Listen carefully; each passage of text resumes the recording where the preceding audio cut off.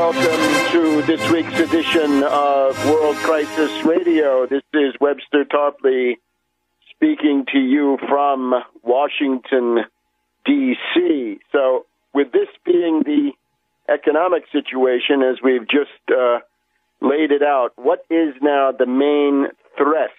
For this one, I refer you to the commentary I did on Russia Today on Thursday, July 8th. You can see that posted at my website, tarpley.net. And, of course, tarpley.net is where you've got to go once, twice, three times a week to keep up with this situation. In other words, the basic idea is we are here in the summer of 1931.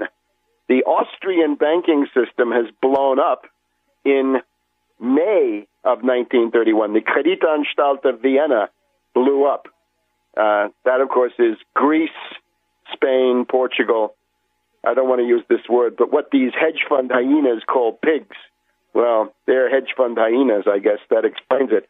But now, we're now in July. So what was going on in July 1931? Well, just the bankruptcy of the entire German banking system, starting with the Donat Bank, the Darmstädter National Bank, and then the Deutsche Bank, all of them. They all blew. And this is where bank holidays were introduced, right? They were bank holidays in the whole first half of July of 1931. So 79 years ago, we're getting now the banking collapse in Central Europe. And, of course, we're steering towards September 21st, 1931, the bankruptcy of the British pound, when the Bank of England defaulted on gold payment. The pound blew. This, of course, was steered by Montague Norman, Ramsay MacDonald, and the rest of these characters, the Bank of England and the regime at the time, which, of course, was Ramsay MacDonald had turned away from the Labour Party and had this national unity austerity regime. So that's basically where we are. We're on target. Now, what's therefore the next step? The European banking crisis. Now, notice, the euro has stabilized. The Anglo-American blitzkrieg attack against the euro using hedge fund hyenas, right? We can reference that famous idea dinner at Moness, Crespi, and Hart back on February 8th. Soros's various pronouncements on the subject, many others, Paulson of Paulson and Company. This stuff has, for the moment, not had the effect of collapsing the euro. There has been no panic flight out of the euro so far. But now the attention switches back to the banking system.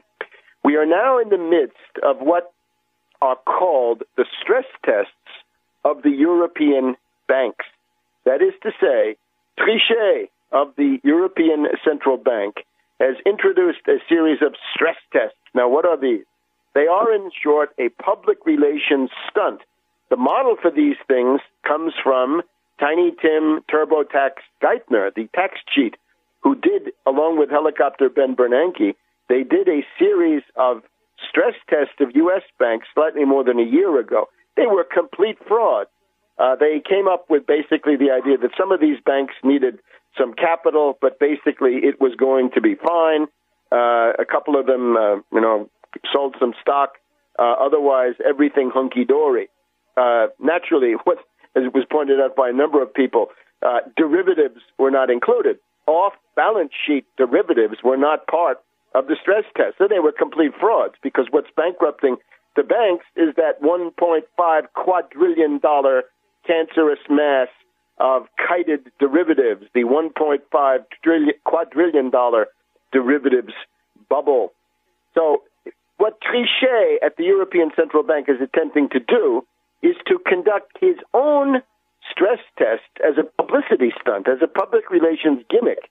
And then at the end, and the end seems to be July 23rd. Mark that date, the fateful date of July 23rd, when it is promised by Merkel and others that the results of the European stress tests will be published. Well, let's see what happens. But what they're trying to do is to come up with a clean bill of health for 90 to 100 banks in Europe. Now, this is a big deal.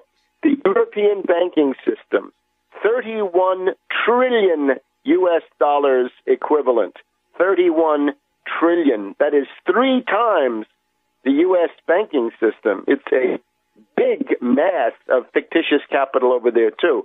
I would say, in general, the U.S. accounts for 1 quadrillion of toxic derivatives, but Europe is up there. They've probably got 500 billion of toxic derivatives on their books. So that's what's coming. The question now is, how will it go? Will Trichet succeed? I don't think he will. You cannot conduct these phony stress tests under conditions of sustained speculative attack. And that, of course, is what the Anglo-Americans are doing. The bottom line is the Anglo-American hedge fund hyenas and zombie banks sticking to their demand to export the depression to Europe, to shift the burden of the depression onto the European financial system. They will not allow Trichet's stress tests to succeed. They will rather bring them under heavy attack. And you can see the barrage already beginning. Pick up the Financial Times, pick up Forbes, pick up the Wall Street Journal, pick up the London Economist, pick up the various flagship publications of the Anglo-American financial oligarchs, and you will see the great skepticism on the German banking crisis. And will this work? Well, no, it won't work. And the Greeks and all this other stuff.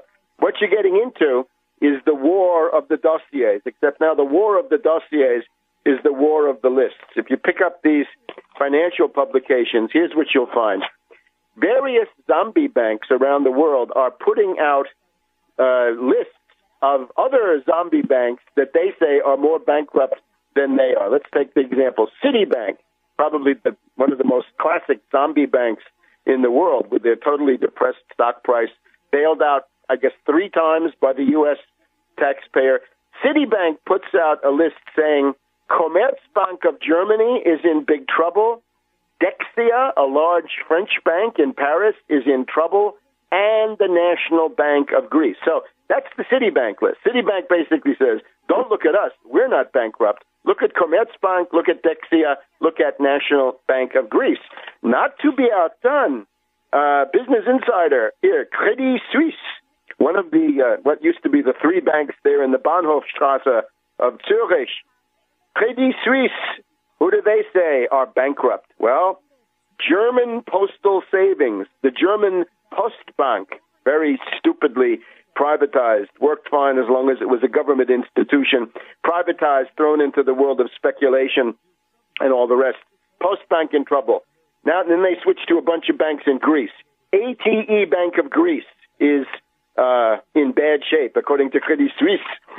And actually, not Credit Suisse, but ATE Bank of Greece. National Bank of Greece, they seem to be on everybody's list.